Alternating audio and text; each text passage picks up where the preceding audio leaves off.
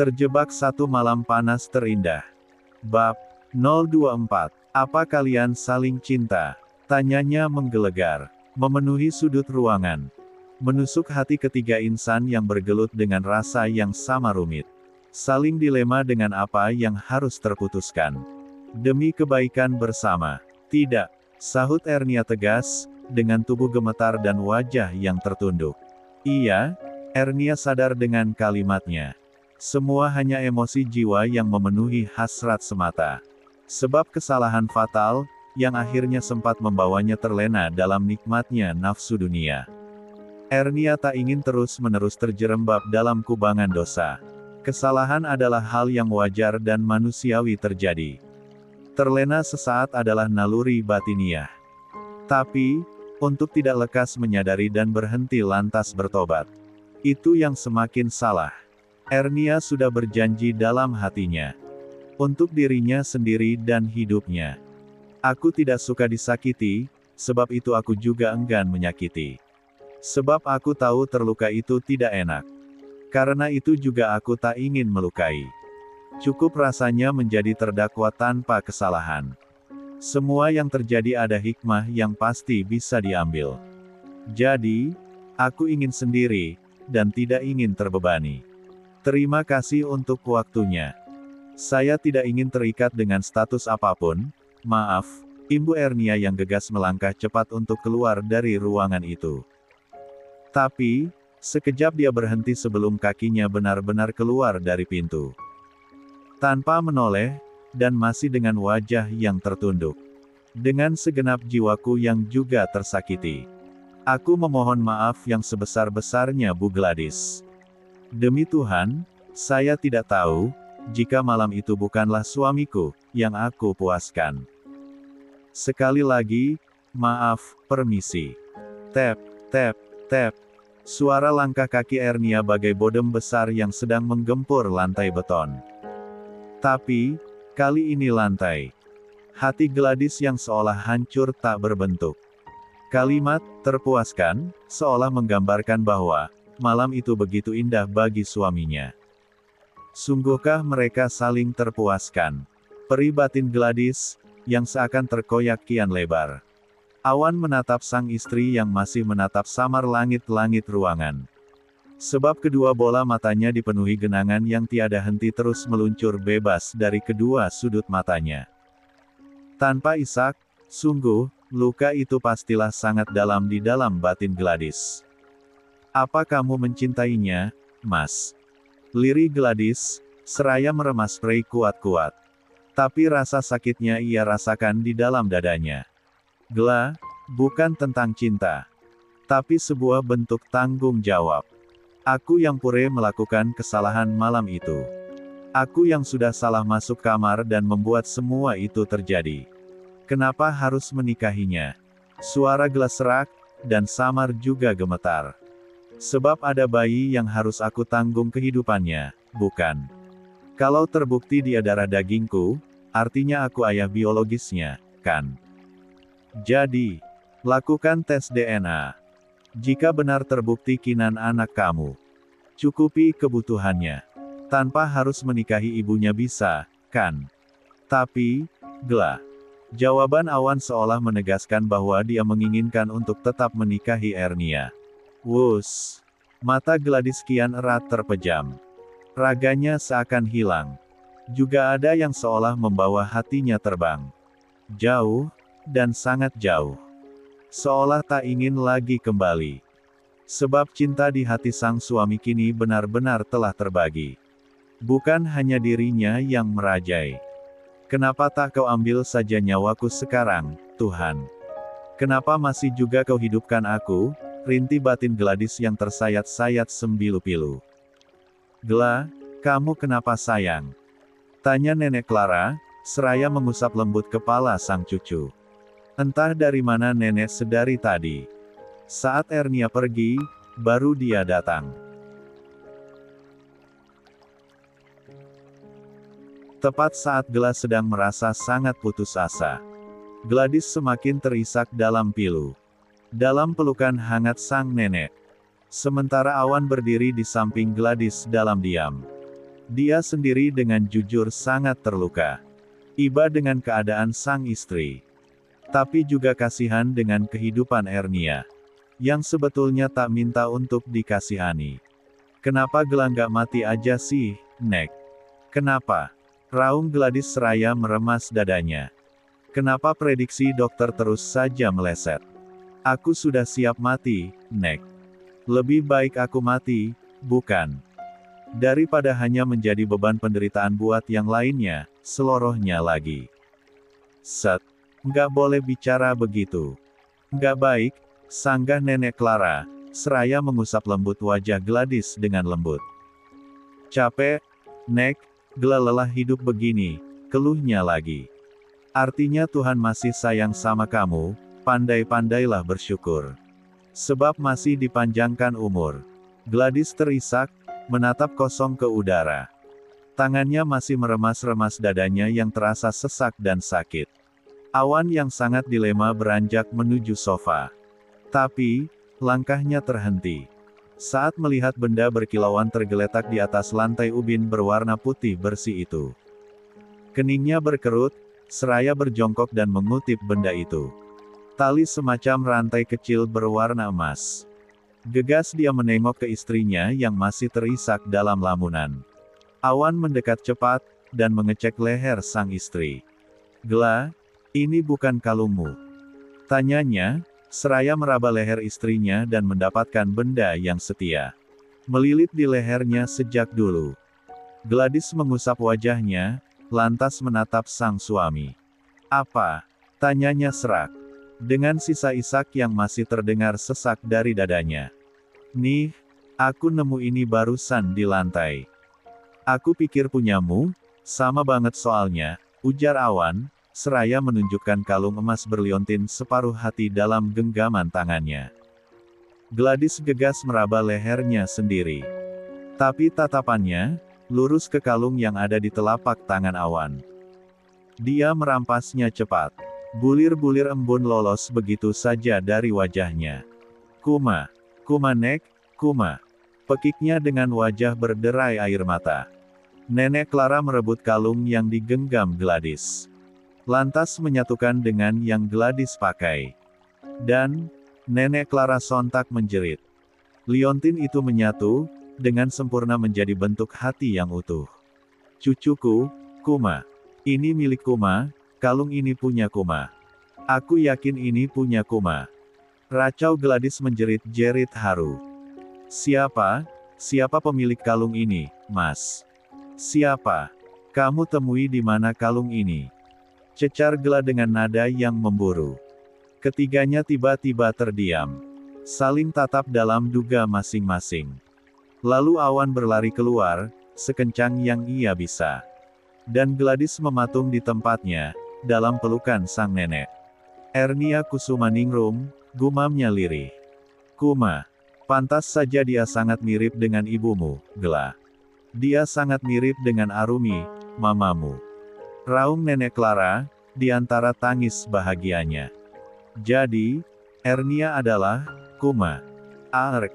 Kenapa? Kenapa harus dia? Jerit Gladys menggema dalam ruangan. Gela, kamu kenapa? Kita seharusnya bersyukur, bukan? Akhirnya kita menemukan adikmu, seloroh Nenek Clara. Tapi kenapa harus dia, Nek, kenapa? Kenapa bukan orang lain saja? Kenapa? Gela masih tak percaya dengan semuanya. Wanita yang telah tidur dengan suaminya, adalah adik kandungnya sendiri. Sungguh, itu sangat menyakitkan baginya. Hatinya sungguh terluka menerima kenyataan pahit itu. Kenapa dia? Gladys terus saja meraung dan menjerit-jerit pilu. Ambil saja nyawaku, Tuhan. Jangan beritahu padaku kalau dia yang melakukan itu. Jangan Tuhan. Miris sekali nasib seorang Gladys Amanda. Tubuhnya digerogoti penyakit mematikan. Lalu mengetahui suaminya meniduri wanita Jain hingga hamil. Dan ternyata perempuan tersebut adalah adiknya sendiri. Sungguh, malang sekali nasibnya. Belum lagi nasibnya yang tidak bisa dikaruniai bayi, tapi suaminya memiliki bayi dari wanita lain tanpa status. Dan wanita itu adalah saudara kandungnya sendiri. Salahkah Gela membenci Ernia? Lalu, pantaskah Ernia menerima kebencian darinya? Yang ternyata adalah kakak kandungnya sendiri. Sementara itu, Awan mencari Ernia dengan kalung yang masih dalam genggamannya. Tapi, sejauh dia berlari, dan mengitari seluruh sudut rumah sakit, dia tak menemukan sosok wanita cantik nan anggun itu. Ernia. Pekiknya memanggil nama wanita yang kini dia tahu adalah saudara kandung istrinya sendiri. Dari suatu tempat yang tersembunyi, Ernia membungkam bibirnya, seraya menjejali Kinan dengan puncak dadanya, agar bayinya tidak menangis. Sebab paniknya yang membuatnya heboh. Kinan tertutupi kerudung panjangnya, tersembunyi dengan aman. "Bah, ngapain ngumpet, sih? Temui saja. Kalau dia macam-macam, aku yang lawan," bisik Linda, yang tidak membenarkan sikap Ernia dengan bersembunyi dari Awan. "Set, kamu nggak tahu permasalahannya, Lin. Jadi, diamlah," sahut Ernia yang juga berbisik lirih. "Ceritakan, biar aku tahu." "Jadi, aku bisa bantu Mbak cari solusinya," seloroh Linda dengan wajah garang. Ernia menghela nafasnya kasar, lantas mencebik seraya melirik tajam wanita yang merangkul bahunya lembut. Linda mengedikkan bahunya, sedikit memaksa agar Ernia mau berbagi kesedihan dan duka hatinya. "Aku menghargai semua kebaikanmu, Lin. Tapi, ada hal yang sangat pribadi yang kadang ingin orang tersebut simpan sendiri. Aku percaya padamu. Tapi, bukan berarti aku bisa menceritakan semua yang aku anggap itu sangat intern padamu. Maaf, kalau kamu merasa sedih. Tapi, demi Tuhan, ini masalah yang sangat pelik dan rumit. Juga privasi, maaf," jelas Ernia, dengan suara yang masih sedikit berbisik. Linda menarik nafasnya panjang dan dalam. Dengan bibir yang terbuka, dia membuangnya perlahan. Tatapannya jauh ke halaman luas rumah sakit yang ditumbuhi taman indah sebab terawat dengan baik.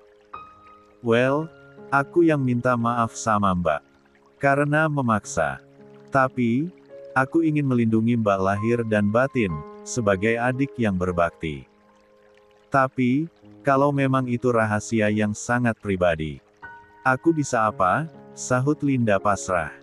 Ernia tersenyum lantas mengangguk pasti. "Thanks, ya, atas pengertiannya. Apa keadaan sudah aman?" "Kakiku, sudah kesemutan rasanya," ujar Ernia. Dengan wajah meringis dan tangan mengusap kakinya. Linda iseng, menyenggol kaki Ernia dan membuat wanita itu menjerit geli. Tapi, sontak membungkam mulut, sebab sadar kalau mereka sedang bersembunyi. Linda terkikik saat Ernia mencubitnya kecil dan sakit. "Sepertinya sudah aman, Mbak. Aku telepon Kak Reno dulu, ya. Biar dia jemput," kata Linda, seraya berdiri dan mulai mengendap-endap meninggalkan tempat persembunyian mereka. "Kak, jemput di rumah sakit, sekarang. Katakan, rumah sakit saat aku melahirkan. Reno tahu, sebab dia dulu yang mengantarku," sambar Ernia. "Sip," sahut Linda, seraya mengetik sesuatu di ponselnya. Mereka keluar dari rumah sakit dengan aman. Hingga tepat saat mereka sampai di ujung jalan, Reno datang dengan kendaraan dinasnya. Mereka segera pergi dari area beraroma obat-obatan itu. Dengan Ernia yang bernafas lega. "Makan yuk, aku lapar," ujar Linda. "Sama." Ernia ikut berbicara. "Makan bebek goreng kayaknya enak deh," usulnya. "Cocok. Yuk berangkat," balas Reno seraya menginjak pedal gasnya lebih dalam. Bayi Kinan terlelap dalam pelukan Ernia.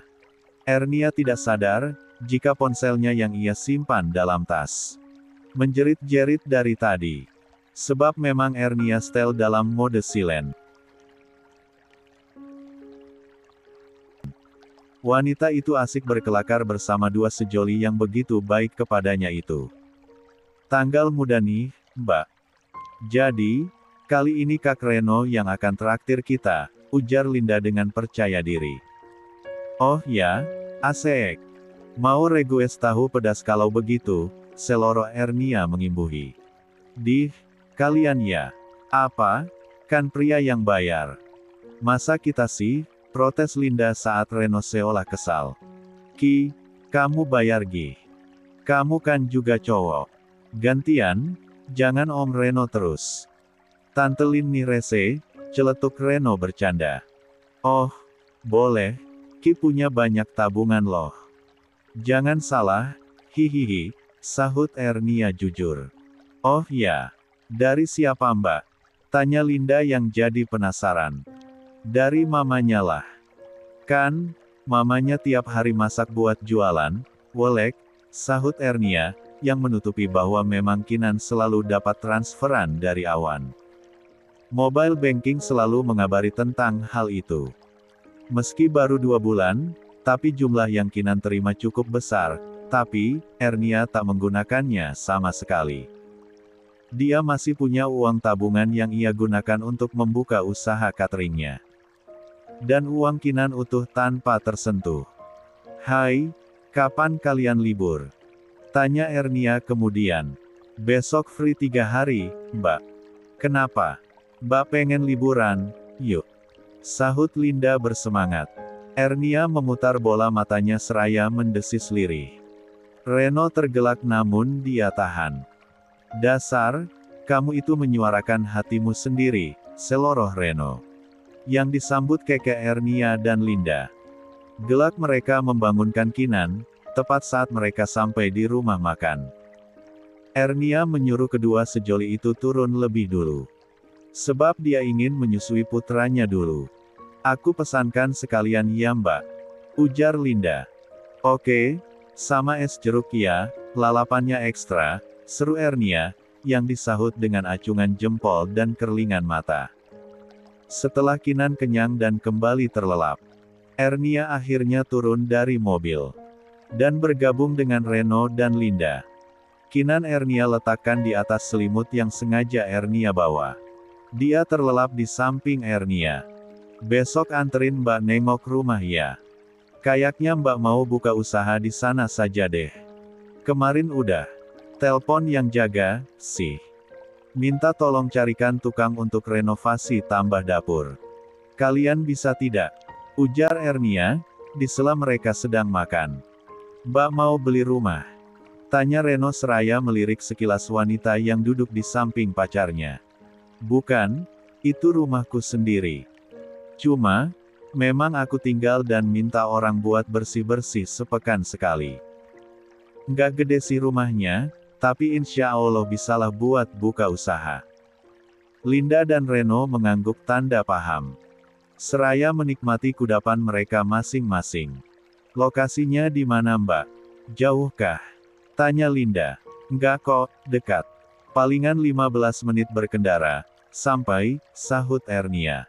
Yah, kirain jauh Mbak. Kan lumayan, sekalian jalan-jalan. Linda tergelak, disambung Reno dan juga Linda. Mereka berkelakar sepanjang mereka makan. Hingga kudapan mereka habis. Lantas mereka pun keluar dari rumah makan tersebut. Tapi, Reno mengajak kedua wanita itu berjalan-jalan ke mall dulu. Meski Ernia menolak, tapi kedua sejoli itu tetap saja berhasil mengajak ibu satu anak itu mengikuti mereka. Dasar kalian ini. Kalau mau pacaran nggak usah ngajak-ngajak kami, kenapa? Protes Ernia kesal. Hihihi, aneh Mbak, kalau pergi tanpa Mbak tuh. Linda merangkul bahu Ernia. Mencari camilan, dan sedikit berbelanja keperluan mereka. Setelah puas dan mendapatkan yang diperlukan, mereka akhirnya menuju pulang. Tapi, karena masih siang menjelang sore, Ernia akhirnya mengajak mereka ke rumahnya. Toh searah jalannya. Wah, rumah Mbak bagus loh Mbak. Asri. Linda memandangi lingkungan nan hijau di sekitar rumah Ernia. Yuk, masuk. Tenang, Rumahnya bersih kok. Ada yang bersih-bersih soalnya, ujar Ernia, seraya menggendong bayinya. Mereka bertiga masuk, setelah pintu rumah dibuka. Ernia meletakkan bayi Kinan ke kamarnya. Linda dan Reno masih melihat-lihat kondisi rumah itu. Sementara Ernia langsung menemui orang yang menjaga rumahnya dan berbincang banyak hal. Jadi nanti saya kasih uang cash saja ya Pak. Semua kebutuhannya Bapak yang tolong carikan. Begitu juga nggak apa-apa, Mbak. Bapak manut saja, sahut Bapak yang usianya sekitar 60 tahunan itu penuh wibawa. Setelah mengobrol, Linda ternyata tertidur di samping Kinan. Sementara Reno mengobrol dengan penjaga rumah. Sementara Ernia mengecek lokasi yang akan dibuat dapur nanti.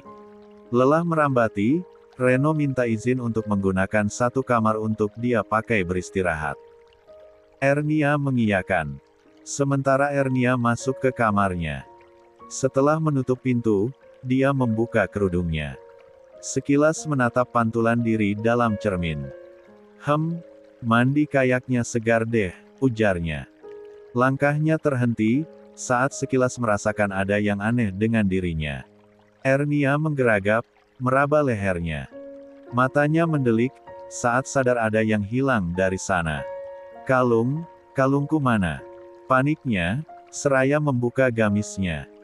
Penasaran, dia masuk ke kamar mandi dan melucuti semua pakaiannya. Tubuhnya menggigil, saat dia tak menemukan kalung kesayangannya itu. Matanya sontak menghangat. Di mana benda itu jatuh? Astagfirullah. Mama, gumamnya lirih. Srek, tubuhnya melorot, terduduk di lantai ubin kamar mandi dengan tubuh polosnya. Tangannya memegangi leher juga dadanya. Dengan kepala menggeleng pelan dan tangis yang tak terbendung. Benda satu-satunya peninggalan sang ibu. Itu yang dia tahu. Ernia tergugup pilu, lantas menyiram tubuhnya. Aku harus mencarinya. Kalung itu tidak boleh hilang. Tidak, mungkin banyak yang memiliki kalung yang sama. Nyatanya, Mbak Gladys punya. Tapi tetap berbeda bentuk liontinnya. Dan, kalung itu satu-satunya pengikat antara aku dan semua keluargaku. Hanya itu yang aku punya. Aku harus menemukannya, harus, lirih Ernia dengan tubuh yang gemetaran dan tangis tak ter